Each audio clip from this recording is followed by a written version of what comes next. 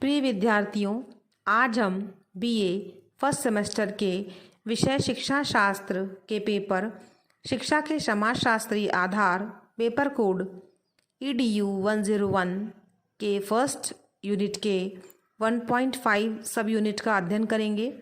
आज का हमारा टॉपिक है औपचारिक शिक्षा, अनौपचारिक शिक्षा और निरौपचारिक शिक्षा में अंतर। इसके पहले की रिकॉर्डिंग में हमने आपको औपचारिक शिक्षा यानी कि फॉर्मल एजुकेशन, अनौपचारिक शिक्षा यानी कि इनफॉर्मल एजुकेशन और निरौपचारिक शिक्षा इंग्लिश में नॉन फॉर्मल एजुकेशन, तीनों का अर्थ अच्छे से समझाया था विशेषताओं के साथ। अब हम इन तीनों शिक्षाओं में, इन तीनों अभिकरणों में आज अंतर समझने का प्रयास करेंगे, जो कि आपको इन तीनों अभिकरणों को समझने में और भी अच्छा योगदान देगा।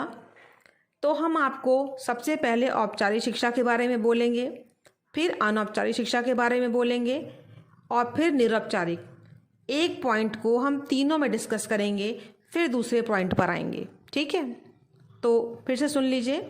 हम यहाँ पर एक पॉइंट लेंगे, उसके बारे में औपचारिक शिक्षा पर बोलेंगे, फिर अनौपचारिक शिक्षा पर बोलेंगे और फिर निरौपचारिक शिक्षा पर बोलेंगे। उसके बाद नेक्स्ट पॉइंट पर आएंगे। तो वो एक पॉइंट आपको तीनों प्रकार की शिक्षा में, अभिकरण में समझ में आ जाएगा कि तीनों में उस बिंदु को लेकर के कितना अंतर है, क्या अंतर है। ठीक है, तो सबसे पहला पॉइंट है हमारा औपचारिक शिक्षा में कि यहाँ निश्चित योजना होती है। अनौपचारिक शिक्षा में कहा गया है कि यहाँ कोई निश्चित योजना शिक्षा की नहीं होती है। और निरौपचारिक शिक्षा में कहा गया है कि यहाँ भी एक निश्चित योजना होती है। नंबर 2, औपचारिक शिक्षा में निश्चित स्थान होता है। अनौपचारिक शिक्षा में कोई निश्चित स्थान नहीं होता है। और निरौपचारिक शिक्षा में यह शिक्षा संस्था से बाहर की शिक्षा होती है। अब नंबर 3 पॉइंट है हमारा, औपचारिक शिक्षा में निश्चित समय और अवधि होती है। अनौपचारिक में समय की अवधि की कोई पाबंदी नहीं होती और निरौपचारिक में निश्चित अवधि तथा स्वतः सीखने पर आधारित होता है। नंबर 4 डिस्कस करेंगे अब हम। औपचारिक शिक्षा में निश्चित पाठ्यक्रम होता है। अनौपचारिक शिक्षा जीवन पर्यंत चलने वाली अनुभव पर आधारित शिक्षा होती है। और निरौपचारिक शिक्षा या अभिकरण यह छात्र तक पहुंचने का सीधा प्रयास विभिन्न और स्थायी पाठ्यक्रम, परंतु सीखने वाले तथा वातावरण की आवश्यकता के अनुकूल होता है।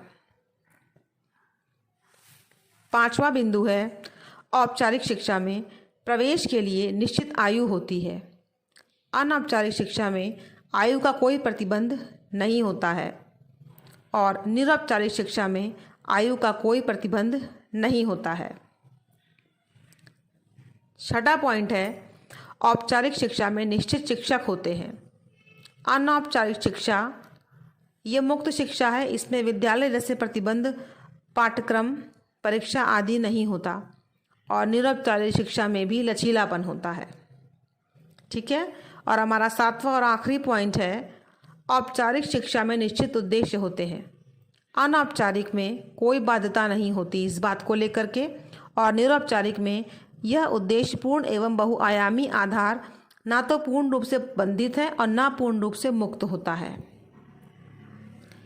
तो आपने यहाँ पर औपचारिक, अनौपचारिक, निरौपचारिक इन तीनों प्रकार की शिक्षा और अभिकरणों में अंतर देखा। तो आप यहाँ पर एक चीज़ और देख सकते हैं कि औपचारिक शिक्षा जो है, हमें अगर उसके उदाहरण के तौर पे देखा जाए तो औपचारिक शिक्षा में हम विद्यालय, कॉलेज, महाविद्यालय, पुस्तकालय, वाचनालय आदि को रखेंगे। अगर हम अनौपचारिक शिक्षा की बात करते हैं तो वहाँ पर हम उदाहरण के तौर पर परिवार को, समाज को, राज्य को, धर्म को, समुदाय को रखते हैं, जो इस प्रकार की शिक्षा देते हैं, अभिकरण हैं।